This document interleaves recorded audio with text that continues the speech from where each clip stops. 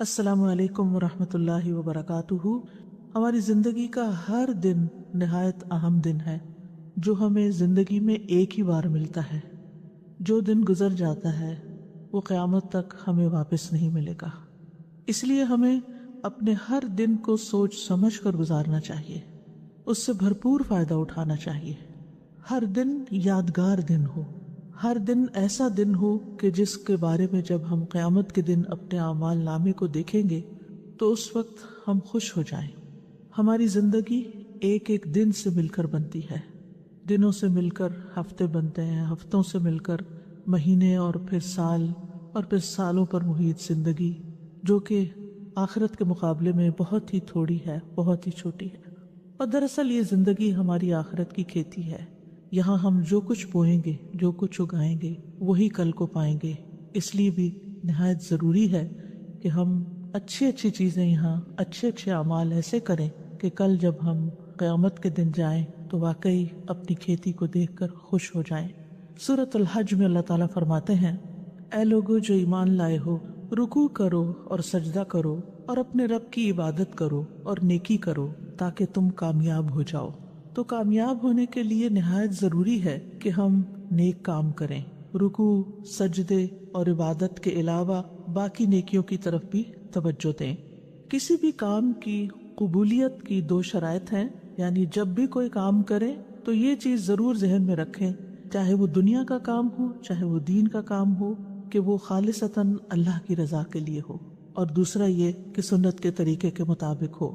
اور اگر ہمارے دن بھر کے کام ان دو شرائط پر پورے اترتے ہوں گے تو انشاءاللہ وہ سب خیر کے کام ہی کہلائیں گے، اور اگر زندگی اس طرح گزرتی گئی تو انشاءاللہ فلاح پائیں گے، کیونکہ وَفْعَلُوا الْخَيْرَ لَعَلَّكُمْ تُفْلِحُونَ۔ فلاح، کامیابی، سکسیس، اس کا انحصار اس بات پر ہے کہ ہم اس زندگی کو کتنے اچھے کاموں میں گزارتے ہیں۔ رسول اللہ صلی اللہ علیہ وسلم نے فرمایا، ہر شخص صبح کو اٹھتا ہے تو اپنے نفس کا سودا کرتا ہے، پھر یا تو اسے آزاد کرتا ہے یا اسے ہلاک کر دیتا ہے، یعنی اینڈ آف دا ڈے یا تو پھر نفع کا سودا اور یا نقصان کا سودا۔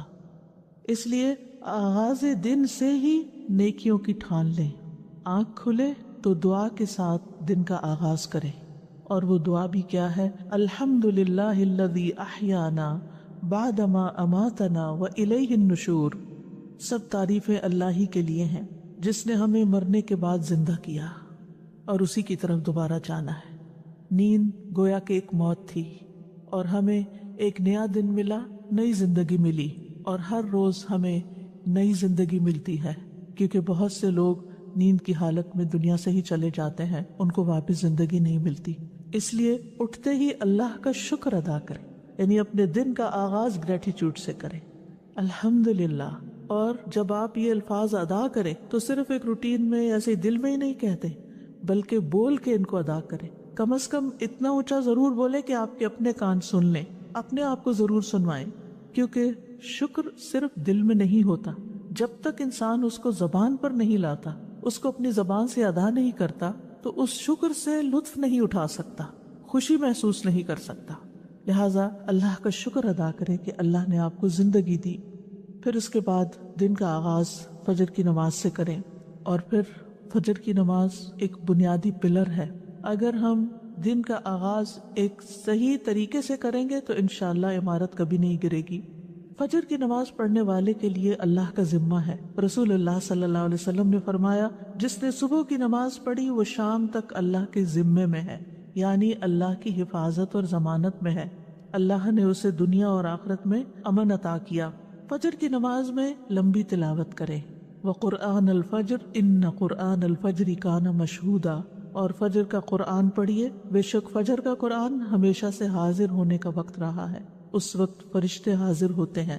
کم سے کم تو 3 آیات ہوتی ہیں جیسے سورۃ اخلاص کی، لیکن زیادہ جتنی آپ بڑھا سکے، کیونکہ نبی صلی اللہ علیہ وسلم کی نمازوں میں فجر کی نماز سب سے طویل ہوتی تھی، یعنی اس کی قرات طویل ہوتی تھی۔ تہجد تو آپ خود اپنے لیے پڑھتے تھے تو وہ تو ویسے ہی طویل ہوتے تھے۔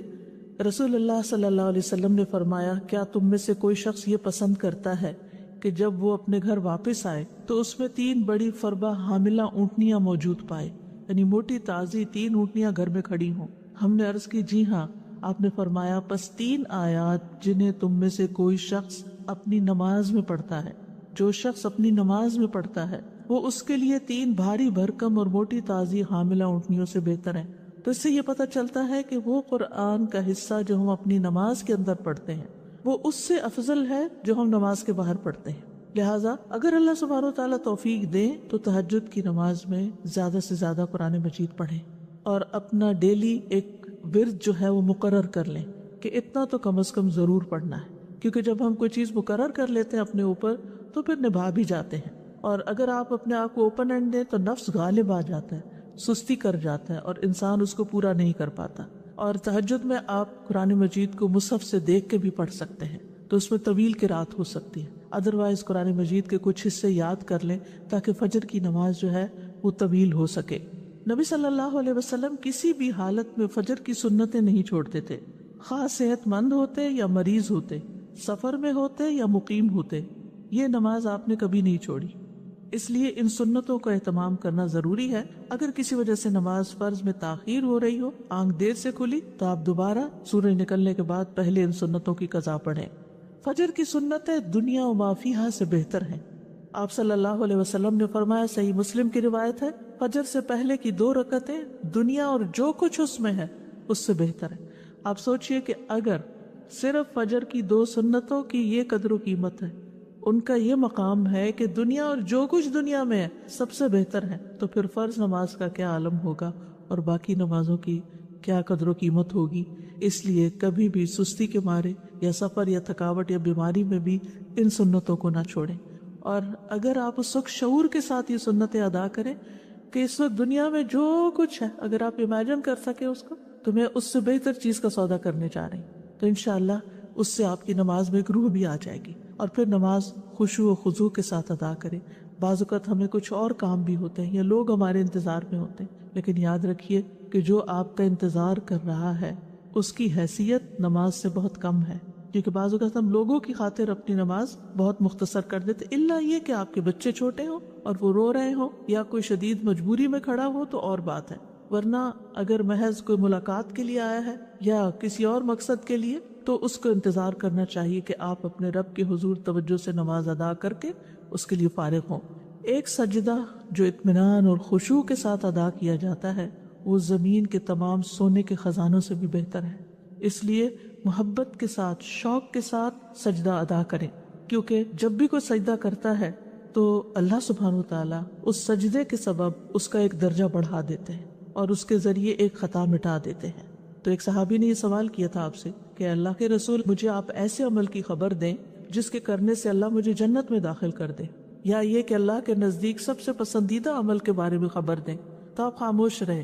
پھر انہوں نے پوچھا، پھر خاموش رہے۔ جب تیسری بار پوچھا تو آپ نے فرمایا کہ تم پر اللہ کے لیے سجدوں کی کثرت لازم ہے، یعنی سجدوں کے ذریعے تم سب سے زیادہ تیزی کے ساتھ اللہ کا قرب حاصل کر سکتے ہو، کیونکہ سجدے میں انسان سب سے زیادہ اللہ کے قریب ہوتا ہے۔ تو زمین پہ صرف ٹھونگے نہ ماری جائیں بلکہ بہت توجہ کے ساتھ بہت جم کے سجدہ کیا جائے۔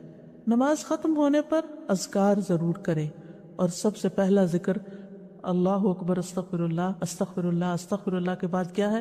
اللہم انت السلام ومنک السلام تبارکت یا ذا الجلال والاکرام۔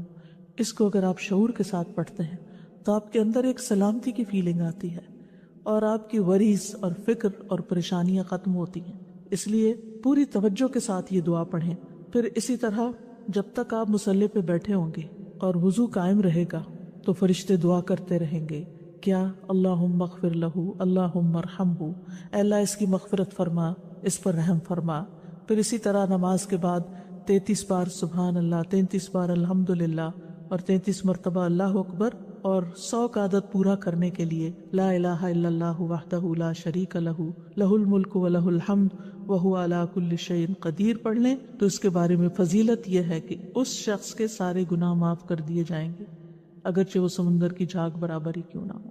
اور اگر 33 بار پڑھنے کا وقت نہیں تو 10 بار ان تسبیحات کو پڑھ لیں، لیکن تسبیحات پڑھے بغیر نہ اٹھیں، اور تسبیحات ہاتھ پہ پڑھیں۔ مثلا 10 بار پڑھنے کے لیے ہر انگلی پر 2 دفعہ سبحان اللہ پڑھ لیں، اگر 10 بار پڑھنا ہے تو 5 انگلیوں پہ بغیر کسی کنفیوژن کے 10 پورے ہو جائیں گے، کیونکہ دائیں ہاتھ سے پڑھنا افضل ہے۔ اور اسی طرح اگر آپ 33 بار پڑھنا چاہتے ہیں تو آپ ایک دفعہ نیچے سے اوپر کو 3 دفعہ اور دوسری دفعہ اوپر سے نیچے کو 3 دفعہ دائیں ہاتھ پہ پڑھیں، تو اس طرح 30 دفعہ ہو جائے گا، اور پھر ایک دفعہ اور چھوٹی انگلی پر 3 دفعہ مزید پڑھ کے 33 بار ہو جائے گا۔ یسیرہ رضی اللہ عنہا سے روایت ہے کہ نبی صلی اللہ علیہ وسلم نے عورتوں کو حکم دیا کہ وہ تکبیر، تقدیس اور تحلیل کی محافظت کریں اور تسبیح کو انگلی کے پوروں سے شمار کریں، اس لیے کہ قیامت کے دن ان سے بھی پوچھا جائے گا، سوال کیا جائے گا، اور وہ جواب دیں گی، یہ بولیں گی، تو یہ کیا گواہی دیں گی ہمارے حق میں کہ انہوں نے ہم پر اللہ کا ذکر گنا تھا۔ فجر کی نماز کے فوراً بعد سورج نکلنے سے پہلے صبح کے اذکار پوری توجہ کے ساتھ کریں۔ اللہ تعالیٰ فرماتے یا ایھا الذین آمنوا اذکروا اللہ ذکرا کثیرا وسبحوہ بکرۃ واصیلا، اے ایمان والو اللہ کو بکثرت یاد کیا کرو اور صبح و شام اس کی تسبیح کیا کرو، اور جو شخص صبح و شام 100 دفعہ سبحان اللہ و بحمدہ پڑھتا ہے تو قیامت کے دن کوئی شخص اس سے زیادہ افضل عمل نہیں لا سکتا سوائے اس کے جس نے اس کے برابر پڑھا ہو یا اس سے زیادہ پڑھا ہو۔ اور کوشش کیجئے کہ اپنی نماز کی جگہ پر ہی بیٹھے ہوئے اذکار مکمل کر لیں، کیونکہ فجر کی نماز سے لے کر سورج طلوع ہونے تک بیٹھنے کا اجر بہت بڑا ہے۔ رسول اللہ صلی اللہ علیہ وسلم نے فرمایا، جو شخص صبح کی نماز جماعت کے ساتھ ادا کرے پھر بیٹھا اللہ کا ذکر کرتا رہے یہاں تک کہ سورج نکل آئے، پھر 2 رکعتیں پڑھے، اس کے لیے 1 حج اور 1 عمرے کا ثواب ہے۔ حضرت انس فرماتے ہیں کہ پھر رسول اللہ صلی اللہ علیہ وسلم نے فرمایا، تامتن تامتن تامتن، مکمل مکمل مکمل ثواب ہے، یعنی حج اور عمرے کا۔ اس لیے اس وقت کو ذکر اذکار میں، اللہ کی عبادت میں، اور یہ بھی ہے کہ اگر آپ قرآن کی تلاوت تہجد میں نہیں کر چکے تو اس وقت میں آپ قرآن مجید کی تلاوت بھی کر سکتے ہیں، لیکن یہ اسی وقت ہو سکتا ہے جب آپ تھوڑا وقت پر اٹھیں، یہ نہیں کہ سورج نکلنے سے 15 منٹ پہلے اٹھیں تو اس وقت یہ فضیلت آپ حاصل نہیں کر سکتے، اذان کے ساتھ ہی اٹھ جائیں اور پھر اس وقت میں اپنے صبح شام کے اذکار، کیونکہ صبح شام کے جو اذکار ہیں، صبح کے اذکار خاص طور پر، یہ آپ کے لیے حفاظت کا ذریعہ بھی ہے، اور یہ اسی وقت حفاظت کا ذریعہ جب آپ ان کو سورج نکلنے سے پہلے پڑھتے ہیں۔ اور اس کے ساتھ ساتھ یہ بھی ہے کہ اگر آپ بیٹھ کے تھک رہے ہیں تو ساتھ ساتھ آپ سٹریچز بھی کر سکتے ہیں، اپنی گردن کو موڑ سکتے ہیں، اپنے بازوؤں کو سانس لے سکتے ہیں، بیچ میں اپنے پاؤں کی ایکسرسائز کر سکتے ہیں، لیکن یہ ہے کہ آپ اس وقت کو اللہ سبحانہ وتعالیٰ کے ذکر اور عبادت میں ہی گزاریں۔ اور قرآن مجید کی تلاوت جو ہے یہ بڑا ہی نفع مند کام ہے۔ اپنا مصحف روز کھولیں، یعنی کوئی دن ایسا نہ جائے کہ جس کے شروع میں آپ کا قرآن مجید کا کوئی حصہ نہ ہو، کیونکہ یہ بابرکت کتاب ہے اور اس کی برکت کی وجہ سے آپ کے دن کے کام بھی آسان ہو جائیں گے۔ سورۃ فاطر کی ان آیات میں اللہ تعالیٰ فرماتے ہیں، ان الذین یتلون کتاب اللہ واقاموا الصلاۃ وانفقوا مما رزقناہم سرا وعلانیۃ یرجون تجارۃ لن تبور لیوفیہم اجورہم ویزیدہم من فضلہ انہ غفور شکور۔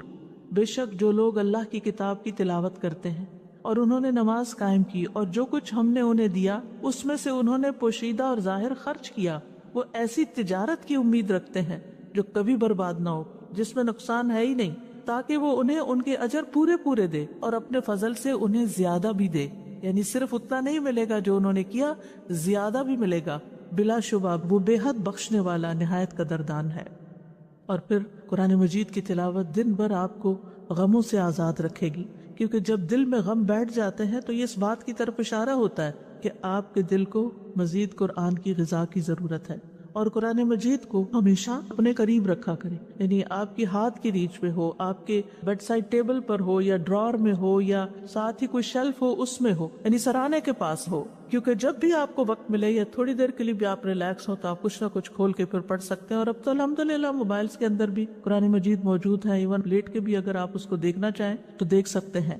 اور یہ اس اعتبار سے بھی سراہنے کی بات میں کر رہی ہوں کیونکہ جب انسان کو دفن کر دیا جاتا ہے قبر میں تو فرشتہ اس کے سر کی طرف سے عذاب دینے کے لیے آتا ہے، تو تلاوت قرآن اس کو دور کر دیتی ہے، اور جب فرشتہ سامنے سے آتا ہے تو صدقہ اس کو دھکیل دیتا ہے، اور جب پاؤں کی طرف سے آتا ہے تو مساجد کی طرف چل کے جانا اس کو دور کر دیتا ہے۔ تو کتنا ضروری ہے کہ ہم ان نیک اعمال کو روزانہ کی بیس پہ کرتے رہیں تاکہ مرنے کے بعد جب ہم اپنی قبر میں ہوں تو پرسکون ہوں۔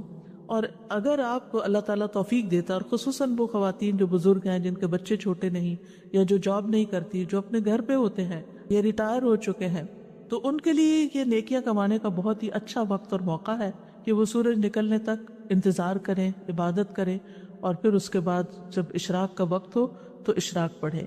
اور اس کے بارے میں حدیث قدسی ہے، رسول اللہ صلی اللہ علیہ وسلم نے فرمایا، تمہارا رب فرماتا ہے، اے ابن آدم، کیا تم اس بات سے عاجز آ گئے ہو کہ تم دن کے ابتدائی حصے میں 4 رکعتیں پڑھو؟ میں ان کے بدلے میں تمہارے دن کے آخر تک تمہیں کفایت کروں گا، یعنی تمہارے سارے کام بنا دوں گا۔ پھر اس کے بعد پہلی چیز یہ کہ ناشتہ کریں۔ ناشتہ کریں، اگرچہ آپ کا دل نہ بھی چاہے، لیکن کچھ دن اگر آپ زبردستی کچھ کریں گے تو پھر عادت بھی ہو جائے گی، کیونکہ روحانی ترقی ہو نہیں سکتی جب تک انسان کی صحت درست نہ ہو، جسمانی طور پر مضبوط نہ ہو۔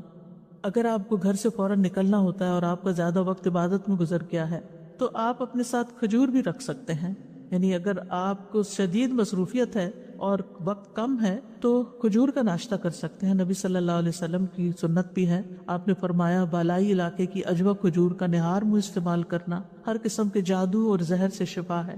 پھر دودھ بہترین غذا ہے، اور ان چیزوں کو بھی عبادت سمجھ کے کریں۔ رسول اللہ صلی اللہ علیہ وسلم کے پاس دودھ لایا گیا تو آپ نے اسے پیا، پھر رسول اللہ صلی اللہ علیہ وسلم نے فرمایا، بے شک دودھ کے علاوہ کوئی چیز ایسی نہیں جو کھانے اور پینے دونوں سے کفایت کر دے، یعنی اگر آپ کچھ کھا نہیں بھی سکے اور 1 کپ دودھ پی لیتے ہیں تو آپ کا کھانا اور پینا دونوں ہو گئے۔ ابن عباس کہتے ہیں کہ رسول اللہ صلی اللہ علیہ وسلم نے فرمایا، جس کو اللہ کھانا کھلائے اسے چاہیے کہ وہ یوں کہے، اللہم بارک لنا فیہ ورزقنا خیرا منہ، اے اللہ تو ہمارے لیے اس میں برکت عطا کر اور ہمیں اس سے بہتر رزق عطا کر۔ تو آپ دیکھیے ہر روز اگر یہی انسان پڑھے تو کتنی بھلائی ہوگی۔ اور جسے اللہ دودھ پلائے تو یوں کہے، اللہم بارک لنا فیہ وزدنا منہ، یہ نہیں کہا خیرا منہ، کیونکہ دودھ سے بہتر کوئی چیز نہیں۔ اے اللہ تو ہمارے لیے اس میں برکت عطا فرما اور ہمیں اس سے زیادہ دے، یعنی مزید دودھ عطا فرما۔ اور پھر یہ کہ آپ اپنے دن کے کام کاج شروع کریں اور صبح صبح یہ نیت کریں اور اپنے منہ سے دہرایا بھی کریں کہ حیاتی کلھا للہ، میری ساری زندگی اللہ کے لیے، میرا سارے دن کے کام اللہ ہی کی خاطر ہیں۔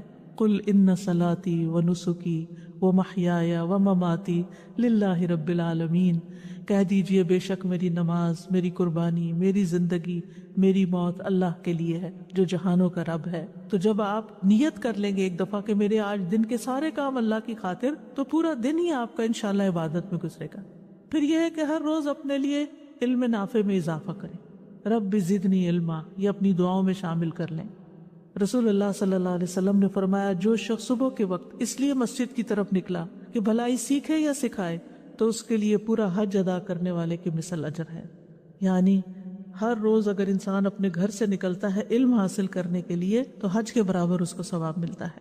اور علم سیکھنے اور سکھانے کے لیے وقت مقرر کریں۔ اگر آپ نے کوئی کلاس جوائن کی ہوئی ہے یا اگر آپ آن لائن کلاس لے رہے ہیں تو وہ سب سے بہتر ہے، یعنی چاہے آپ کتنے ہی کورسز کر چکے ہوں، کہیں نہ کہیں اپنے آپ کو باندھ کے رکھیں، کیونکہ اگر آپ نے کہیں کمٹمنٹ نہیں کی تو پھر آپ صرف سوچتے ہی رہ جائیں گے۔ لیکن جب آپ اپنے آپ کو کسی خاص وقت کا پابند کرتے ہیں، کسی خاص کورس کا پابند کرتے ہیں، تو اس سے فائدہ یہ ہوتا ہے کہ پھر آپ پابندی کے ساتھ، روٹین کے ساتھ وہ کام کرتے چلے جاتے ہیں۔ لیکن اس کے ساتھ ہی اپنے لیے سیلف اسٹڈی کا بھی کوئی نہ کوئی وقت مقرر کریں، مثلاً کھانا پکاتے ہوئے کچھ سنیں یا کچھ ساتھ ساتھ پڑھ بھی سکتے ہیں، کتاب وہاں بھی لے جا سکتے ہیں۔ گھر کے کام کاج کرنے کے دوران بھی آپ اپنے علم کا سفر جاری رکھ سکتے ہیں، لیکن اس کے لیے آپ کو مقرر کرنا ہوگا۔ مثال کے طور پر میں نے اپنے ناشتہ بنانے کے وقت کو مقرر کیا ہوا ہے قرآن مجید سننے کے لیے، کیونکہ سن کر میرے دل پہ بہت اثر ہوتا ہے اور دہرائی بھی ہوتی چلی جاتی ہے، یعنی تلاوت اپنی جگہ ہے لیکن سننا۔ تو آپ بھی اپنے کسی ایک وقت میں جس میں آپ کے ہاتھ مشغول ہیں، آپ خود پڑھ نہیں سکتے، تو آپ اس وقت لسننگ کریں۔ موبائل پہ آپ خاص ایپ لوڈ کر لیں جس میں صرف آپ کی لسننگ ہی ہوتی رہے، یعنی وہاں سے اس کو ہٹائے نہیں، اور اس طرح پورا قرآن مجید جو ہے سن سن کر بھی مکمل کریں۔ یہ بھی علم بڑھانے کا ایک طریقہ ہے، اور خاموشی سے اگر انسان قرآن مجید سنتا ہے تو اللہ تعالیٰ کی رحمت بھی نازل ہوتی ہے۔ اور وقت مقرر کرنے کے بارے میں اس لیے بھی کہوں گی کہ ایک خاتون نبی صلی اللہ علیہ وسلم کی خدمت میں حاضر ہوئی، کہنے لگی، اللہ کے رسول، آپ کی تمام باتیں مردوں نے سیکھ لیں، ہمارے لیے بھی آپ اپنی طرف سے کوئی دن مخصوص کریں جس میں ہم آپ کے پاس آئیں اور آپ ہمیں وہ تعلیمات دیں جو اللہ نے آپ کو سکھائی ہیں۔ تو آپ نے فرمایا کہ فلاں دن فلاں جگہ جمع ہو جاؤ، یعنی جگہ بھی بتا دی اور دن بھی بتا دیا۔ چنانچہ عورتیں جمع ہوئی، نبی صلی اللہ علیہ وسلم ان کے پاس آئے اور انہیں وہ سکھایا جو اللہ نے آپ کو سکھایا تھا۔ تو اس لیے کسی سے سیکھنا جو ہے یہ بھی ساری زندگی جاری رکھے۔ انسان کسی بھی مقام پر پہنچ جائے تو اس کو سیکھنے کا سفر ختم نہیں کرنا چاہیے۔ امام احمد بن حنبل کے بارے میں آتا ہے کہ بہت بوڑھے بھی ہو چکے تھے، چلنا بھی ان کے لیے مشکل ہو گیا تھا، لیکن جب سنتے کہ شہر میں کوئی عالم آیا ہے تو اپنی قلم دوات اٹھاتے اور چل پڑتے۔ تو ان سے کسی نے پوچھا کہ کب تک آخر آپ یہ علم کی مجالس میں جائیں گے؟ کہا موت تک، یعنی جب تک میری زندگی ہے میں مزید سیکھتا رہوں گا۔ بعض باتیں انسان نے سیکھی بھی ہوتی ہیں لیکن بھول جاتا ہے، ان کو دوبارہ تازہ کرنے کی ضرورت ہوتی ہے، اور اس سے ایمان بھی بڑھتا ہے۔ اپنے دلوں کو ایمان سے سجائیں۔ وَلَكِنَّ اللَّهَ حَبَّبَ إِلَيْكُمُ الْإِيمَانَ وَزَيَّنَهُ فِي قُلُوبِكُمْ۔ اپنے آپ کو دیکھا کرے کہ کیا میرے دل میں ایمان کا حسن ہے، خوبصورتی ہے، اور ایمان میں اضافے میں جو چیزیں مددگار ہوتی ہیں وہ ہیں اللہ تعالیٰ کی اطاعت اور پسند کے کام کرنا، امانت کی حفاظت کرنا، سچ بولنا، ایمان کے مزین ہونے کی دعا کرنا، ایمان گھٹانے والے کاموں سے بچنا، چاہے وہ زبان کے گناہ ہو یا ویسے گناہ ہو، اور ایمان والے ساتھی تلاش کرنا، نیک صحبت۔ یعنی اب کووڈ کے دنوں میں آپ لوگوں سے ملنے کے لیے نہیں جا سکتے، لیکن آپ کال کر سکتے ہیں، آپ بات کر سکتے ہیں، لیکن ان لوگوں سے بات کرنے سے پرہیز کیجیے جو صرف غیبت سنانے والے ہوں یا صرف منفی باتیں کر کے آپ کو پریشان کرنے والے ہوں۔ ان کو کسی کام لگا دیجیے تاکہ وہ آپ کو نشانہ نہ بنائے، آپ کو ڈسٹ بن نہ بنائیں کہ وہ صرف اپنے مسائل ہر وقت آپ کے سر پہ ڈالتے رہیں اور آپ ان کی وجہ سے پریشان رہیں، چاہے وہ آپ کے رشتہ داروں میں سے ہوں، چاہے وہ آپ کی اولاد میں سے ہوں، چاہے آپ کے والدین میں سے ہوں، چاہے آپ کے بہن بھائیوں میں سے ہوں، کیونکہ یہی قریبی رشتے ہوتے ہیں جو بعض اوقات ہمارے لیے آزمائش بن جاتے ہیں، اور ان کی زندگی میں مسائل ہوتے ہیں، وہ جب بات کرتے ہیں وہ کسی نہ کسی کی شکایت کرتے ہیں، کسی نہ کسی کی غیبت کرتے ہیں، کوئی شوہر کی کر رہا ہے اور کوئی بچوں کی کر رہا ہے اور کوئی بہن بھائیوں کی کر رہا ہے اور کوئی کسی رشتہ دار کی، کوئی نیبر کی۔ تو اس چیز سے آپ نے پوری طرح بچنا ہے۔ آپ ان کو کسی ایسے کام لگا سکتے ہیں، علم سیکھنے سکھانے کے کام میں، کسی ویلفیئر کے کام میں، کسی کی خدمت کے کام میں، کہ جس سے ان کی زندگی میں خوشی آئے اور دھیان بٹے اور وہ ہر وقت آپ سے اس قسم کی باتیں نہ کریں۔ اور اگر وہ نہیں باز آتے تو ان کو آپ اچھے طریقے سے سمجھا بھی سکتے ہیں کہ یہ کام آپ کے اور میرے دونوں کے ایمان کے لیے بھی درست نہیں اور ہماری آخرت کے لیے بھی درست نہیں۔ ایک دفعہ شاید ان کو یہ بات کڑوی لگے، لیکن یہ ہے کہ آئندہ کے لیے وہ سنبھل جائیں گے۔ پھر اسی طرح یہ ہے کہ قلبی طہارت کے ساتھ ساتھ اپنی جسمانی طہارت کا بھی روزانہ اہتمام کریں۔ اپنے جسم، ناخن، بدن، ان تمام چیزوں کے بارے میں فکر مند رہیں۔ ابو ہریرہ کہتے ہیں 5 چیزیں فطری ہیں: ختنہ کرنا، زیر ناف بال صاف کرنا، بغل کے بال اکھاڑنا، ناخن تراشنا، مونچھیں کتروانا۔ اور خواتین اپنے اعتبار سے جو بھی صفائی کے طور طریقے ہیں جو انہوں نے اختیار کرنے ہیں ان کا بھی دن مقرر کریں۔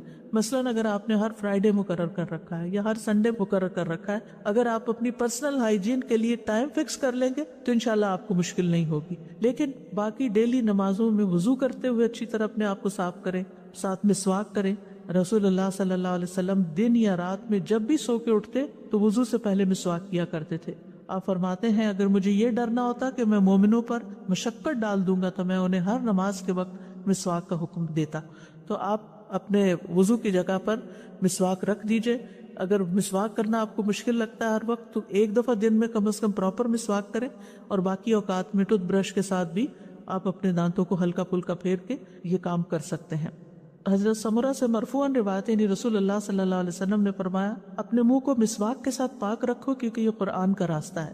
تو اپنے منہ کی صفائی اور اپنی زبان کی صفائی اور اپنے گلے کی صفائی، ان چیزوں کا بھی خاص خیال رکھیں۔ اور پھر وضو کے بعد دعا پڑھنا نہ بھولیں۔ اپنے ڈیلی کے کاموں میں اگر آپ کو یاد نہیں رہتا تو کہیں لکھ کے لگا لیں۔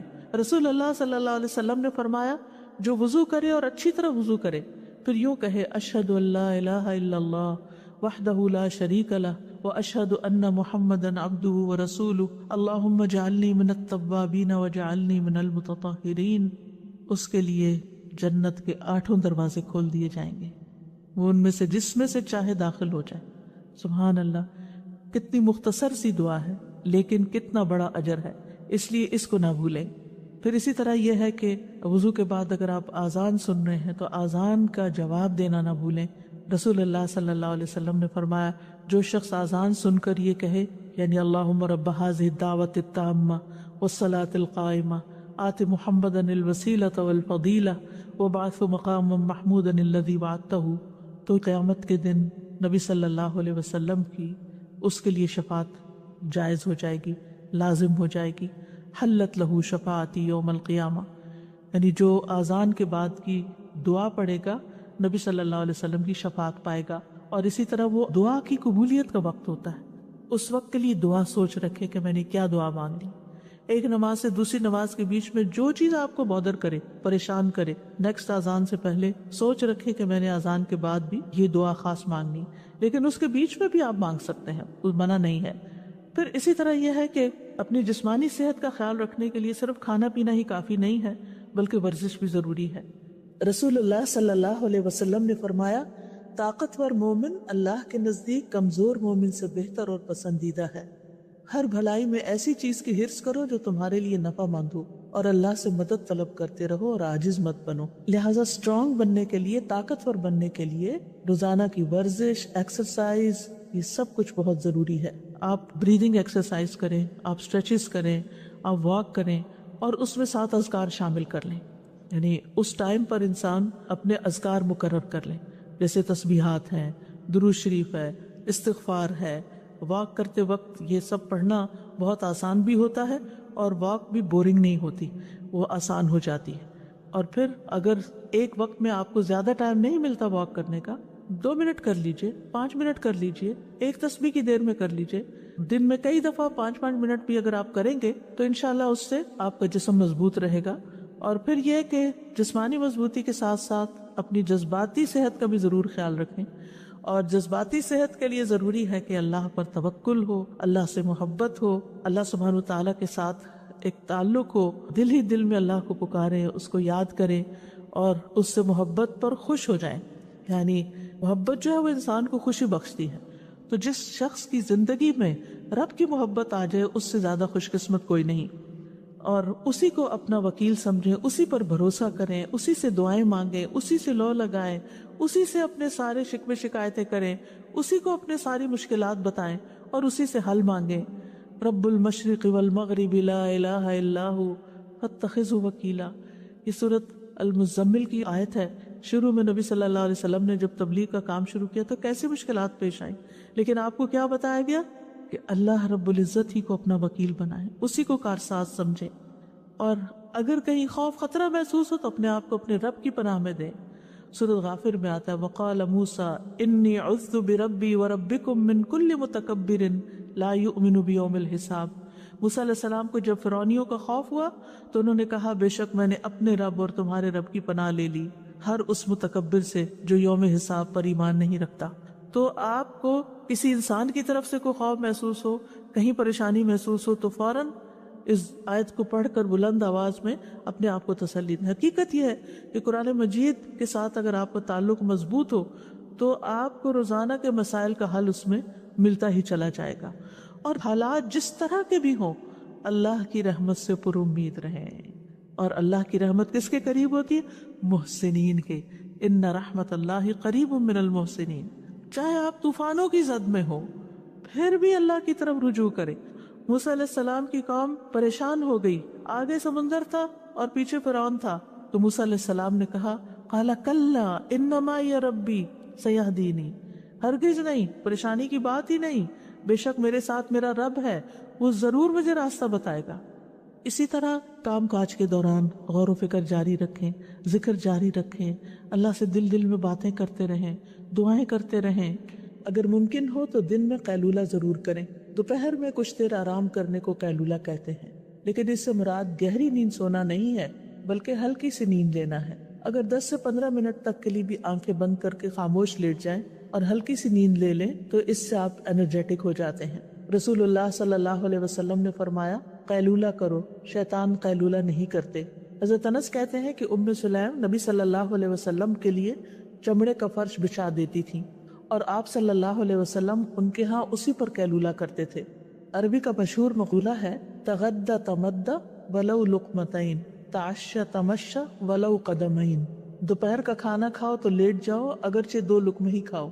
रात का खाना खाओ तो चहल कदमी करो, अगर 2 कदम ही चलो। عقلمند لوگ قرآن مجید میں ان کو بتایا گیا الذین یذکرون اللہ قیاما وقعودا وعلی جنوبہم ویتفکرون فی خلق السماوات والارض ربنا ما خلقت ھذا باطلا سبحانک فقنا عذاب النار۔ کون ہے عقلمند لوگ؟ وہ جو کھڑے بیٹھے اور لیٹے اللہ کو یاد کرتے رہتے ہیں اور آسمانوں اور زمین کی پیدائش میں غور و فکر کرتے ہیں اور کہتے ہیں اے ہمارے رب، تو نے یہ سب کچھ بے مقصد پیدا نہیں کیا، تو پاک ہے، ہمیں آگ کے عذاب سے بچا۔ اور خاص طور پر جب آپ کچن میں کام کر رہے ہوں، کوکنگ کر رہے ہوں، اس وقت روزانہ کوشش کریں کہ آگ کے عذاب سے پناہ کی دعا کریں، کیونکہ وہاں آگ قریب ہوتی ہے تو انسان کے پھر دل سے دعا نکلتی ہے۔ یعنی اس سے بہتر موقع کوئی نہیں ہوتا کہ جب انسان آگ سے بچنے کی دعا کرے۔ تو کہنے کا مطلب یہ ہے کہ ذکر صرف مصلی پر نہیں ہوتا، ذکر چلتے پھرتے اٹھتے بیٹھتے کام کاج کرتے آپ کی زبان اللہ کے ذکر سے تر رہے، اور کیونکہ اللہ کا ذکر جو ہے کثرت سے کرنا کامیابی کا باعث ہے۔ سورۃ انفال میں آتا ہے وَاذْكُرُوا اللَّهَ كَثِيرًا لَعَلَّكُمْ تُفْلِحُونَ، اور اللہ کو بہت زیادہ یاد کرو تاکہ تم فلاح پاؤ۔ الا بذکر اللہ تطمئن القلوب، سن لو اللہ ہی کی یاد سے دل اطمینان پاتے ہیں۔ اور سب سے افضل ذکر کیا ہے؟ لا الہ الا اللہ۔ خصوصاً جب دل گھبرائے تو کثرت سے پڑھے لا الہ الا اللہ۔ اس کا یہ مطلب نہیں کہ صرف ایک تسبیح کر کے رکھ دے، اٹھتے بیٹھتے بھی لا الہ الا اللہ، اللہ اکبر، الحمدللہ، اللہ تیرا شکر ہے، سبحان اللہ، استغفر اللہ، یہ زبان پہ جاری ہوتے رہنے چاہیے تاکہ جب موت کا وقت آئے تو ذکر کرنے میں، لا الہ الا اللہ پڑھنے میں کوئی مشکل نہ ہو۔ پھر اسی طرح لا حول ولا قوت الا باللہ، رسول اللہ صلی اللہ علیہ وسلم نے حضرت ابو ہریرہ سے فرمایا لا حول ولا قوت الا باللہ زیادہ پڑھا کرو، یہ جنت کے خزانوں میں سے ایک خزانہ ہے۔ یعنی جنت میں اگر آپ کو خزانے چاہیے تو لا حول کی کثرت کر دیں۔ کثرت سے توبہ استغفار بھی کرنی چاہیے، کیونکہ استغفار سے رحمت کے دروازے کھلتے ہیں، دنیا کی ساری مشکلات حل ہوتی ہیں، اور پھر مسلسل استغفار گناہوں کو مٹاتا ہے، رزق کو کھینچ لاتا ہے، اولاد میں خیر و بھلائی ہوتی ہے، اور اللہ تعالیٰ دنیا کی نعمتیں بھی کثرت سے دیتے ہیں، جیسے کہ سورۃ نوح میں آتا ہے کہ آسمان سے بارشیں بھی برسیں گی، مال اور بیٹوں سے بھی تمہاری مدد ہوگی، اور اگر مال میں کمی ہے یا بیٹوں کی طرف سے پریشانی ہے تو وہ بھی اللہ تعالیٰ دور کرے گا، اور تمہیں باغات عطا کرے گا، تمہارے لیے نہریں جاری کر دے گا۔ مغرب کی نماز کے بعد بھی اللہ سبحانہ وتعالیٰ کا ذکر کرے۔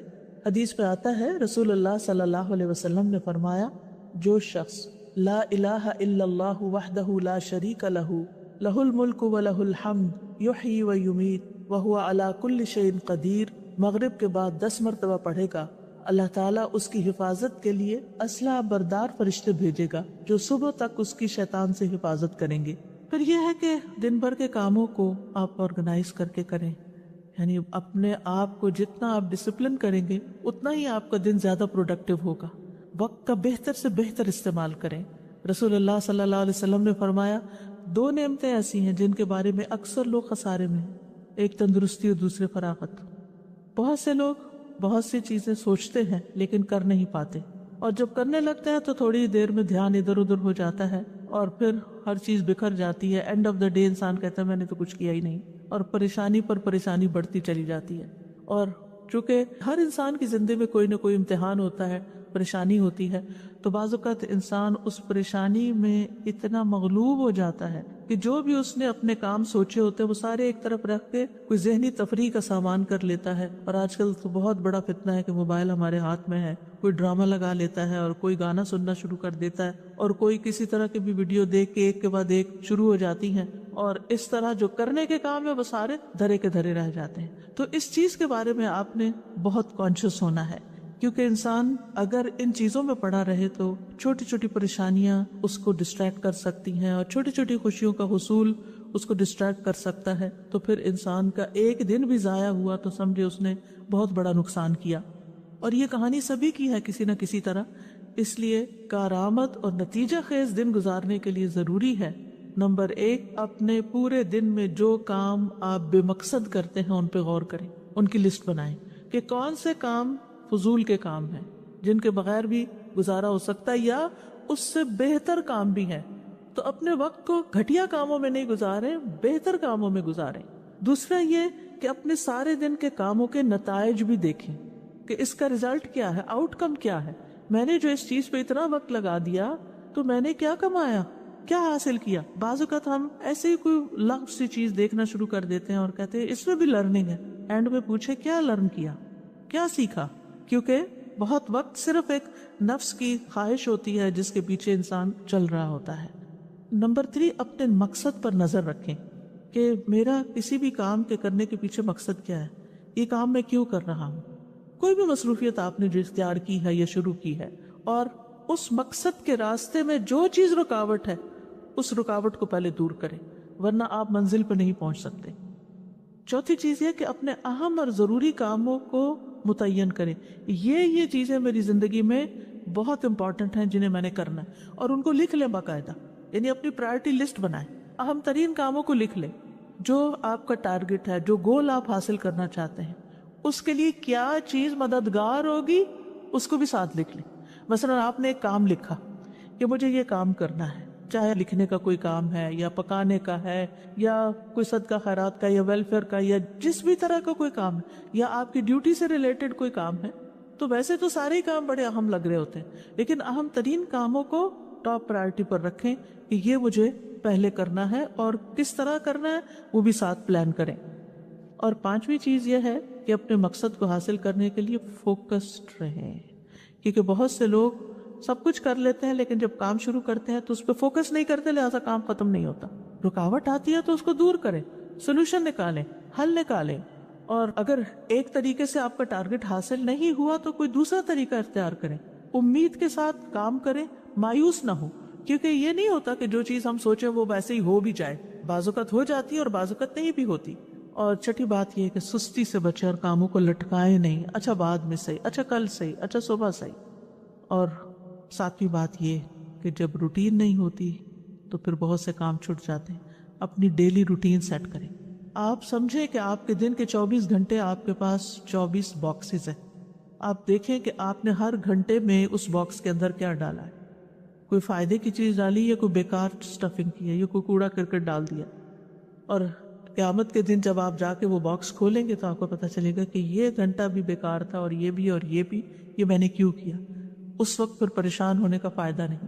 تو اگر آپ امیجنری باکسز بھی بنا لیں یا آپ اپنے کسی کاغذ کو لے کے اس پہ 24 خانے ڈال کے اپنا ٹائم ٹیبل بنائیں اور ٹائم لکھ لیں، جس ٹائم سے آپ شروع کریں گے وہیں پہ جا کے ختم ہوگا. آپ شیٹ کے اوپر سارے خانے، جو نیند کا ٹائم ہے اس کو آپ الگ کر لیں، اور باقی جو بیداری کے ٹائم ہیں ان کو آپ لکیر لگا کے ہر گھنٹے کا کام لکھیں کہ اس گھنٹے میں مجھے کیا کرنا ہے. اگر آپ وہ لکھ لیں گے تو پھر کوشش کریں کہ اس گھنٹے میں وہی کام کریں، کوئی اور نہ کریں، الا یہ کہ کوئی بہت بڑی ایمرجنسی ہو تو پھر اس کام کو کسی اور کام کے ساتھ آپ ملا سکتے ہیں. تو جب تک آپ کی ڈیلی روٹین نہیں ہوگی، گھڑی کے ساتھ آپ نہیں چلیں گے تو آپ کا ڈے پروڈکٹیو نہیں ہوگا. بہت ضروری ہے کہ ہر چیز کے لیے وقت نکالا جائے، اپنی جسمانی ضروریات کے لیے بھی، روحانی ضروریات کے لیے بھی، ذہنی ضروریات کے لیے بھی، جذباتی ضروریات کے لیے بھی، دین کے کاموں کے لیے بھی، اور پھر اس کے لیے اپنے نفس سے جہاد کرنا ہوگا. کیونکہ نفس، ان النفس لامارۃ بالسوء، نفس تو انسان کو برائیوں پر بہت اکساتا ہے، اور نفس کے خلاف جہاد سب سے افضل جہاد ہے. نبی صلی اللہ علیہ وسلم نے فرمایا، اللہ عز و جل کی ذات کی خاطر تیرا اپنے نفس اور خواہش سے جہاد کرنا افضل جہاد ہے. اور اس میں کبھی اپنی نیند کو قربان کرنا اور کبھی اپنی کسی پسندیدہ چیز کو قربان کرنا کہ نہیں اب اس چیز کا وقت نہیں. لٹرلی بہت دفعہ ایسا ہوتا ہے کہ جیسے پیاس بھی لگی ہوتی ہے یا بھوک بھی شدید لگی ہوتی ہے لیکن کھانے کے لیے وقت نہیں نکلتا کیونکہ اس سے زیادہ اہم کام کوئی اور ہوتا ہے. تو انسان یہ جو قربانی کرتا ہے اس وقت اپنے کھانے پینے کی یا اپنے آرام کی، یہی نفس کے ساتھ جہاد ہے کہ میری پرائرٹی یہ ہے اور یہ کام آج مجھے کرنا ہے اور یہ میرے ٹارگٹس ہیں، ان کو میں نے اچیو کرنا ہے. تو انشاءاللہ اللہ سبحانہ وتعالیٰ بہت آسانی کریں گے. اور کچھ چیزیں آپ پھر ملٹی ٹاسکنگ میں بھی لا سکتے ہیں، دو کام اکٹھے بھی کر سکتے ہیں تاکہ آپ کا وقت بچے.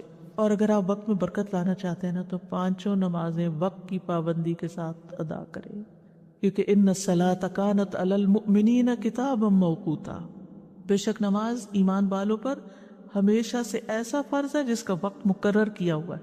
اور سب سے افضل عمل کیا ہے؟ نماز کو اس کے اول وقت پر ادا کرنا.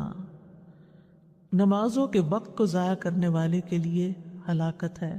فَوَيْلٌ لِّلْمُصَلِّينَ الَّذِينَ هُمْ عَنْ صَلَاتِهِمْ سَاهُونَ. یہ کون لوگ ہیں؟ یہ وہ لوگ ہیں جو اپنے وقت کو ٹال کے نماز پڑھتے ہیں لیکن تاخیر سے پڑھتے ہیں، غیر ضروری کاموں میں زیادہ وقت لگا دیتے ہیں، نماز کی تاخیر کر دیتے اور پھر اس میں جلدی جلدی نماز پڑھ کے اٹھ جاتے ہیں۔ ایسی نماز کو منافق کی نماز کہا گیا۔ مصعب بن سعد سے روایت، انہوں نے کہا میں نے اپنے والد سے کہا اے ابا جان، آپ نے دیکھا اللہ تبارک و تعالیٰ کا یہ فرمان الذین هم عن صلاتهم ساہون، تو اب میں سے کون ہے جو نماز میں نہیں بھولتا، جس کے دل میں خیال نہیں آتے؟ انہوں نے کہا اس کا یہ مطلب نہیں، اس آیت سے مراد وقت کا ضائع کرنا ہے کہ انسان فضول کاموں میں لگا رہے یہاں تک کہ وقت ضائع کر دے، یعنی نماز کا اصل وقت چلا جائے۔ اس لیے نماز اپنے وقت پر، ایسا نہ ہو کہ فجر کی نماز قضا ہو جائے، اور ایسا نہ ہو کہ سوئے رہیں، کیونکہ نبی صلی اللہ علیہ وسلم نے اپنا ایک خواب بیان کرتے ہوئے فرمایا، آپ نے خواب میں دیکھا کہ ایک شخص تھا جس کا سر پتھر سے کچلا جا رہا تھا، وہ قرآن کا حافظ تھا مگر وہ اس سے غافل ہو گیا اور فرض نماز پڑھے بغیر سو جاتا تھا۔ اور پھر نماز لیٹ کرنا جو ہے نفاق کی علامت ہے۔ منافق سورج کو دیکھتا رہتا ہے، جب شیطان کے دو سینگوں کے درمیان وہ ہوتا ہے، یعنی غروب ہونے کے قریب ہوتا ہے، تو اٹھ کر 4 ٹھونگے مارنے لگ جاتا ہے اور ان میں اللہ کا ذکر نہیں کرتا۔ یعنی کہ جو منافقوں کے بارے میں قرآن مجید میں آتا ہے وَلَا يَأْتُونَ الصَّلَاةَ إِلَّا وَهُمْ كُسَالَىٰ، کہ وہ نماز سستی کر کر کے پڑھتے ہیں، دیر سے پڑھتے ہیں، دنیا کے کاموں سے تھک کے پھر نماز پڑھتے ہیں اور اس میں کوئی خشوع و خضوع نہیں ہوتا۔ نماز جو ہے قبر میں بھی ساتھ ہوگی، حفاظت کرے گی، نماز بندے کی حفاظت کرے گی، لیکن کس کی نماز؟ وہ جو اپنی نمازوں کی حفاظت کرتا ہے۔ وَالَّذِينَ هُمْ عَلَىٰ صَلَاتِهِمْ يُحَافِظُونَ، بندے کو جب قبر میں رکھا جاتا ہے اور لوگ قبر میں دفنا کے جاتے ہیں تو جانے والوں کی زمین پہ جو جوتوں کی آواز آتی ہے وہ بھی سنتا ہے۔ اگر وہ مومن ہوتا ہے تو نماز اس کے سر کی طرف آ جاتی ہے، روزہ دائیں طرف، زکوٰۃ بائیں طرف، دیگر نیک کام اس کے پاؤں کی طرف آ جاتے ہیں۔ تو جب سر کی طرف سے فرشتہ عذاب دینے کو آتا تو نماز اس کو روک دیتی، اور اسی طرح باقی نیکیاں بھی۔ نماز کہتی ہے میری طرف سے آنے کا راستہ نہیں ہے۔ اس لیے کتنا ضروری ہے کہ ہم اس نماز کی حفاظت کریں، اور مرد خاص طور پر باجماعت نماز کی حفاظت کریں۔ اگر گھر میں 2 مرد بھی ہیں اور مسجد بہت دور ہے کہ ہر وقت نہیں جا سکتے، تو اکیلے نماز پڑھنے کی بجائے جماعت سے پڑھیں، اور اگر گھر کی خواتین بھی ساتھ شامل ہونا چاہیں تو موسٹ ویلکم۔ اور اگر مسجد بھیج سکتے ہیں اور بچے چھوٹے ہیں، یعنی آپ خود تو نہیں جا سکتی لیکن ان کو مسجد لے جا بھی سکتی ہیں اگر آپ کے ہسبینڈ مصروف ہیں یا وہ اویلیبل نہیں ہیں، تاکہ بچے مسجد کی عادت ڈالیں، اور پھر نماز کے وقت سے ذرا پہلے جائیں تاکہ نماز کی سنتیں ادا ہوں۔ جو شخص دن میں 12 رکعتیں ادا کرے اس کے لیے جنت میں گھر بنا دیا جاتا ہے، 2 فجر سے پہلے، 4 ظہر سے پہلے، 2 ظہر کے بعد، 2 مغرب کے بعد اور 2 عشاء کے بعد، یہ 12 رکعتیں بنتی ہیں۔ اور آپ دیکھیے کہ اگر ہر روز آپ کے لیے جنت میں ایک محل تیار ہو رہا ہے، ایک محل تیار ہو رہا ہے، ایک محل تیار ہو رہا ہے، سوچئے آپ نے وہاں ہمیشہ رہنا ہے، ہمیشہ موت نہیں۔ سوچئے کبھی دل پھٹنے کو آتا ہے جب انسان یہ سوچتا، اور ہر روز ایک نئے محل میں، ہر روز ایک نئے محل میں، کیونکہ اس نے دنیا میں اتنے محلات ہر روز سنتیں پڑھ کے بنا لیے کہ ہر روز اس کے لیے ایک نئی نعمت ہے۔ یہ وہ چیزیں جن کی دنیا میں لوگ تمنا کرتے ہیں، لیکن دنیا میں یہ سب کچھ نہیں مل سکتا۔ دن کی 12 رکعتیں ادا کرنے میں زیادہ سے زیادہ کتنا ٹائم لگ جائے گا؟ آدھا گھنٹہ۔ 2 رکعتیں پڑھنے میں 4 منٹ لگتے ہیں، اور 12 کے 24 منٹ، 6 منٹ اوپر لگا لے، آدھے گھنٹے کی بات ہے، لیکن کتنا بڑا سودا ہے آپ کا اور کتنا بڑا نفع۔ صرف 1 سال کے دوران جو سنت مؤکدہ پڑھتا ہے اور نہیں پڑھتا، اس کے درمیان 4320 رکعات کا فرق ہو جاتا ہے۔ 1 رکعت وتر پڑھنے اور نہ پڑھنے والے کے درمیان 365 رکعت کا فرق ہو جاتا ہے۔ چاشت کی 2 رکعتیں پڑھنے اور نہ پڑھنے والے کے درمیان 703 رکعتوں کا فرق ہو جاتا ہے، اور جو سنتوں کی پابندی کرتا ہے اور جو نہیں کرتا ان کے درمیان 5415 رکعتوں کا فرق ہو جاتا ہے، اور ہر رکعت میں 2 سجدے ہوتے ہیں۔ تو صرف 1 سال میں کتنے درجے کھو دیے انسان نے، صرف 1 سال میں۔ تو اگر 40 سال زندگی میں اس نے ہر روز اتنے سجدے ادا کیے تو قیامت کے دن کتنا اونچا مقام ہوگا۔ تو اس لیے اس کو نہ کھوئیں۔ شروع میں مشکل ہوگی، نفس پہ بھاری ہوگا، عادت نہیں نا تو مشکل پڑے گی، لیکن اگر آپ اللہ سے اچھی طرح دعا کریں اور بار بار کریں، 1 دفعہ نہیں، 1 دفعہ شروع کر لیں، کچھ ہی دنوں میں آپ کا دل ہی نہیں لگے گا اگر آپ نے سنت نہیں پڑھی ہوگی۔ اور پھر یہ کہ ہر چیز میں اللہ سبحانہ وتعالیٰ کی طرف رجوع کریں، کوئی بھی پریشانی ہو، کوئی بھی ضرورت ہو، فوراً فوراً اس کی طرف توجہ. جیسے حدیث قدسی میں آتا ہے، اللہ تعالیٰ فرماتے ہیں اے ابن آدم اپنے آپ کو میری عبادت کے لیے فارغ کر لو، میں تیرے دل کو غنا سے اور تیرے ہاتھ کو رزق سے بھر دوں گا، اور اے ابن آدم تو مجھ سے دور نہ ہو ورنہ میں تیرے دل کو فقر سے اور تیرے ہاتھ کو مصروفیت سے بھر دوں گا. دنیا میں اتنا مصروف کرے گا اللہ کہ پھر عبادت کے لیے وقت نہیں ملے گا، اور دنیا تو یہی رہ جائے گی. جتنا مرضی سجا بنا لے، جتنی مرضی بڑھا لے، اور پھر یہ کہ ہر کام عبادت سمجھتے ہوئے کریں. ہر کام جیسے کھانا پکانا، لانڈری کرنا، گھر کی صفائی کرنا، برتن دھونا، یہ ساری کی ساری چیزیں عبادت ہیں، کیونکہ آپ دوسروں کی خدمت کر رہے ہیں. اور اس میں کبھی بھی کسی پہ احسان نہ جتائیں، نہ اپنے بچوں پہ، نہ شوہر پہ، نہ کسی اور پہ. اور پھر یہ کہ نیکیوں میں سبقت لے جائیں، آگے بڑھیں. یعنی جو لوگ نیک کام میں جلدی کرتے ہیں اولئک یسارعون فی الخیرات وہم لہا سابقون، جو لوگ نیک کاموں میں جلدی کرتے ہیں یہی ان میں آگے نکلنے والے ہیں. کوشش کریں کہ نیکی کے ہر کام میں حصہ ڈالیں. ابو ہریرہ کہتے ہیں رسول اللہ صلی اللہ علیہ وسلم نے فرمایا آج تم میں، یعنی دن بھر کے کرنے کے کام ہے نا، اسی مناسبت سے یہ حدیث سنا رہی ہوں. آپ نے فرمایا آج تم میں سے کس نے روزے کی حالت میں صبح کی؟ ابو بکر رضی اللہ عنہ نے عرض کیا میں نے. آپ نے فرمایا آج تم میں سے کس نے مریض کی عیادت کی؟ ابو بکر رضی اللہ عنہ نے کہا میں نے. آپ نے فرمایا تم میں سے کس نے جنازے میں شرکت کی؟ ابو بکر رضی اللہ عنہ نے کہا میں نے. آپ نے پوچھا کس نے مسکین کو کھانا کھلایا آج؟ حضرت ابو بکر نے کہا میں نے. مروان کہتے ہیں مجھے معلوم ہوا کہ اس پر نبی صلی اللہ علیہ وسلم نے فرمایا کہ جب کسی شخص میں ایک دن میں یہ ساری خصلتیں جمع ہو جائیں، یعنی یہ سارے کام وہ ایک دن میں کر لے، دن بھر کرنے کے کاموں میں اگر یہ موقع مل گئے اور اس نے کر لیے، وہ جنت میں ضرور داخل ہوگا. کتنی بڑی بات ہے. لیکن بعض اوقات ہمیں پتہ بھی ہوتا ہے.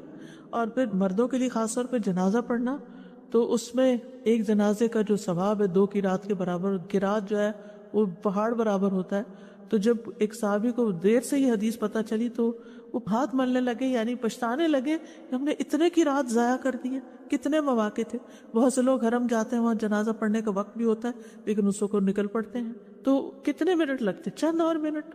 دعا یاد کر لے انسان اور بخشش کرتا رہے، اور جب دوسروں کے لیے آپ کریں گے تو کوئی آپ کے لیے بھی کرے گا. پھر یہ کہ نیکیوں کے کام کرنے کے ساتھ ساتھ گناہوں سے ضرور بچیں، یعنی نافرمانی کے کاموں سے بچیں، یہ بھی کرنے کا کام ہے. جہنم کو سامنے رکھے نا انسان تو گناہوں سے بچ سکتا ہے. جہنم کی حقیقت جب سمجھ آ جاتی ہے نا انسان کو تو زندگی کا رخ بدل جاتا ہے، زندگی تبدیل ہو جاتی ہے.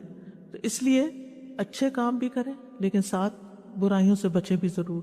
یعنی ایسے کام نہ کریں کہ جس سے لوگوں کو اذیت ہو، دوسروں کو اریٹیٹ نہ کریں، نیگ نہ کریں. کوئی ایسا کام نہ کریں کہ جس سے دوسرا آپ سے بیزار ہونے لگے. اور اس کے لیے ایک کرائیٹیریا، جو اپنے لیے پسند نہیں وہ دوسرے کے لیے بھی نہ کریں. پھر یہ ہے کہ اللہ کی محبت کی خاطر، اللہ کے چہرے کی خاطر یہ کام کیا کریں کہ لوگوں سے اچھے اخلاق سے پیش آئیں، کیونکہ میزان میں سب سے بھاری نیکی اچھا اخلاق ہوگا. اور اس میں سب سے پہلے اپنے والدین کو خوش کریں، ان کی پیشانی چومیں، ان کے چھوٹے چھوٹے کام کریں، ان کے ساتھ جو بھی نیکی کر سکتے ہیں زندگی میں کریں. اور اگر فوت ہو چکے ہیں تو ان کے لیے صدقہ خیرات کرتے رہیں، دعائیں کرتے رہیں، ان کی زندگی میں بھی اور مرنے کے بعد بھی. رب ارحمہما کما ربیانی صغیرا، رب ارحمہما کما ربیانی صغیرا. اے میرے رب ان پہ رحم فرما جیسے انہوں نے مجھے بچپن میں شفقت سے پالا تھا.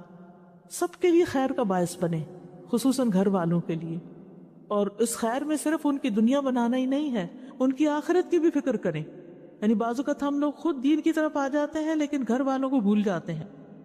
پھر اسی طرح یہ ہے کہ کسی کے سوال سے تنگ نہ ہو، چاہے بچہ ہی کوئی چیز مانگ رہے ہیں یا ویسے کوئی سوال پوچھ رہے ہیں، آپ سے پوچھے جا رہے ہیں تو پریشان نہ ہو. یا کوئی اور آپ سے مسئلہ پوچھ لیتا تو ڈانٹے نہیں.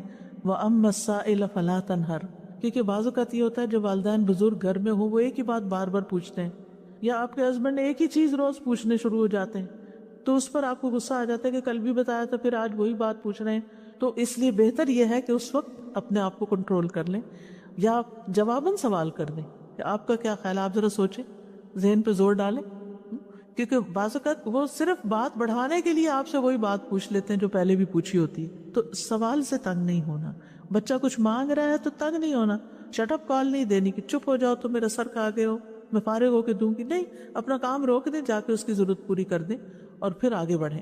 جہاں بھی بیٹھیں، کھانے کی ٹیبل پہ بھی بیٹھیں، خیر پھیلانے والے ہوں، مبارک بن جائیں. کن مبارکن اینما کنتا، جہاں بھی ہو مبارک بنے. اور وہ کیسے؟ ابن قیم کہتے ہیں آدمی کی برکت یہ ہے کہ جہاں بھی مقیم ہو خیر کی تعلیم دے، اچھی بات زبان سے نکالے، اچھی بات کریں. اسی لیے نبی صلی اللہ علیہ وسلم کھانے میں نقص نہیں نکالتے تھے. ہو سکتا ہے آپ کو پسند نہ ہو لیکن دوسرے کو بھی آپ بدمزہ کر رہے ہیں کھانے کی شکایت کر کر کے.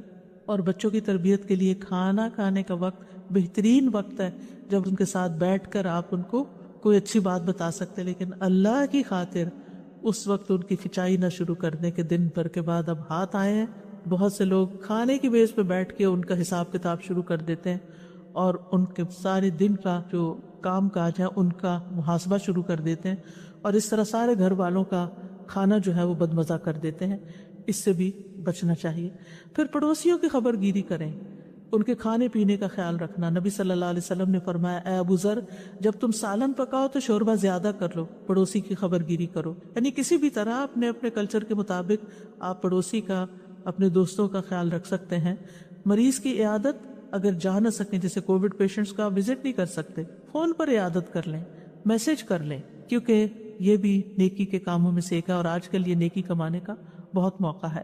پھر سلام کو گھر میں بھی عام کریں، باہر بھی اور گھر میں. یعنی میک شور کہ صبح اٹھتے ہی گھر والوں کو سلام کریں، بچوں کو سلام کریں، بچے آپ کو سلام کریں. مرد گھر سے باہر گئے نماز پڑھنے کے لیے، واپس آئے سلام کریں. اگر وہ نہ کرے تو آپ سلام کریں اور حال بھی ضرور پوچھیں، کیا حال ہے آپ کا، کیسی رات گزری. بس اتنا سا جملہ ان کا دل بڑھا دے گا. اس سے محبتوں میں اضافہ ہوتا ہے اور سلام کرنا بخشش کا باعث ہے. رسول اللہ صلی اللہ علیہ وسلم نے فرمایا بے شک بخشش کو لازم کرنے والے امور سلام کو عام کرنا اور اچھی طرح گفتگو کرنا ہے.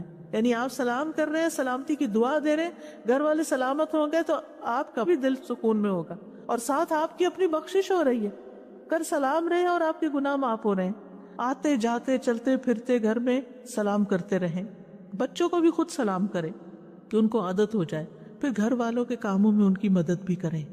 اور یہ عورتوں مردوں دونوں کے لیے ہے، بڑوں کے لیے چھوٹوں کے لیے. حضرت عائشہ سے اسود نے پوچھا کہ نبی صلی اللہ علیہ وسلم اپنے گھر میں کیا کرتے تھے؟ انہوں نے کہا کہ نبی صلی اللہ علیہ وسلم اپنے گھر کا کام کاج کیا کرتے تھے اور ان کی خدمت کرتے تھے. جب نماز کا وقت ہوتا تو کام چھوڑ کر نماز کے لیے چلے جاتے. ایک اور روایت میں ہے کسی نے پوچھا کہ آپ گھر میں کیا کرتے تھے؟ کہا کہ وہ بھی انسانوں کی طرح انسان تھے. وہ اپنے کپڑوں کو صاف کرتے، بکری کا دودھ دو لیتے، اپنے کام خود کر لیتے تھے، یعنی نبی صلی اللہ علیہ وسلم. تو پھر بیٹوں کو بھی عادت ڈالنی چاہیے یا مردوں کو بھی کہ گھر والوں کے ساتھ تعاون کریں. اور اگر ان کے پاس وقت بالکل نہیں تو گھر والوں کی مدد کے لیے کچھ نہ کچھ انتظام کریں. نبی صلی اللہ علیہ وسلم نے فرمایا تم میں سے بہتر وہ ہے جو اپنے گھر والوں کے لیے بہتر ہو، اور تم سب کی نسبت میں اپنے گھر والوں کے لیے بہتر ہوں. اور اسی طرح گھر والوں پر خوش دلی سے خرچ کرنا چاہیے، خصوصاً مردوں کو جن کے اوپر نان نفقہ فرض ہے، سنت نفل نہیں ہے، فرض ہے. آدمی اپنی ذات پہ، اپنی بیوی بچوں پہ اور اپنے خادم پہ جو خرچ کرتا ہے وہ صدقہ ہوتا ہے. پھر اسی طرح یہ ہے کہ باہم گفتگو سے ماحول کو خوشگوار رکھیں. ہر وقت تلخ باتیں نہ کریں، ہر وقت گھر والوں کے استاد نہ بنے رہیں، ہر وقت انسٹرکشنز نہ دیتے رہیں، کسی غلطی پر بہت زیادہ سرزنش نہ کریں. تھوڑی سی بات سے احساس دلائیں ورنہ آپ کی خاموشی بھی بہت بڑا سبق ہے. بات کرتے ہوئے یاد رکھیں کہ آپ کی ہر بات لکھی جا رہی ہے، فرشتے لکھ رہے ہیں، کرامن کاتبین لکھ رہے ہیں. اور اگر آپ اپنی زبان کی حفاظت کریں گے تو نبی صلی اللہ علیہ وسلم نے اس کو خوشخبری دی ہے. فرمایا خوشخبری ہے اس کے لیے جس نے اپنی زبان پہ قابو پا لیا. قیل و قال چھوڑ دے، یعنی اس نے کہا، اس کی بات اس کی بات. آج کل چونکہ کووڈ پھیلا ہوا ہے تو گھر میں بعض اوقات کوئی ویکسین کے خلاف بات شروع کر دیتا ہے، کوئی کسی بیماری کے بارے میں، تو اس پر اچھے سے توجہ دلانی چاہیے کہ یہ لوگوں کی باتیں ہیں، اس پر صحیح علم حاصل کرنے کی ضرورت ہے. اور پھر لایانی گفتگو سے بچیں. اچھا اور سنائیں کیا حال ہے، پھر تھوڑی دیر کے بعد اچھا اور سنائیں کیا حال ہے. یہ جملہ بول بول کے لوگوں سے بیکار کی باتیں نہ کروائیں. رسول اللہ صلی اللہ علیہ وسلم نے فرمایا انسان کے اسلام کی خوبی یہ ہے کہ وہ بے فائدہ چیزوں کو چھوڑ دے، اور بعض اوقات وہ بے فائدہ چیزیں اذیت والی بھی بن جاتی ہیں دوسرے کے لیے. بعض اوقات ہم دوسرے کی بات کاٹ دیتے ہیں تو اس سے دوسروں کو تکلیف پہنچتی ہے. پھر یہ کہ ان چھوٹے چھوٹے گناہوں کے ازالے کے لیے کثرت سے صدقہ کریں. قرآن مجید میں آتا ہے کہ مرنے کے بعد میت کیا چاہے گی؟ رب لولا اخرتنی الی اجل قریب فاصدق، اے میرے رب تو نے مجھے قریبی مہلت کیوں نہ دی کہ میں صدقہ کرتا. اہل علم کہتے ہیں میت صدقے کا اس لیے کہتی ہے کیونکہ موت کے بعد وہ صدقہ کا بہت بڑا فائدہ دیکھتی ہے. کہ صدقہ کرتا تو میرے لیے آج کتنی خوشیاں ہوتی ہیں. لہٰذا کثرت سے صدقہ کریں، اور خواتین کو تو خصوصاً نبی صلی اللہ علیہ وسلم نے صدقے کی تلقین کی. اور اس کے لیے کوئی ضروری نہیں ہوتا کہ آپ ہر روز کوئی مال کا بہت بڑا پورشن صدقہ کریں. تھوڑا تھوڑا بھی کرنا، پھر کبھی کوئی کھانے کی چیز کرنا، کبھی اگر کوئی لینے والا نہیں بھی ہے تو آپ کوائن باکس رکھے گھر میں، ایسی جگہ پر اپنے روز کا صدقہ ڈالتے رہیں، اور پھر اکٹھا بھی آپ مسجد جائیں